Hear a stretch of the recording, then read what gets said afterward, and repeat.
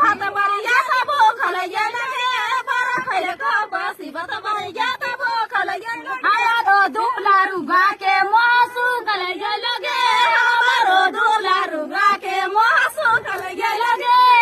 किए खिलाले पटिया का मासु तलगे किए खिलाले पटिया का मासु तलगे दूधा बता खिलाले दीदी बंगला तलिया डर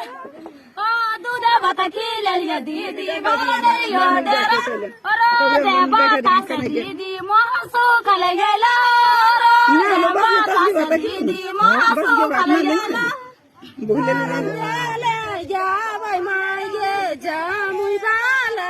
कुड़िया टोकन रही गेलगे माई जा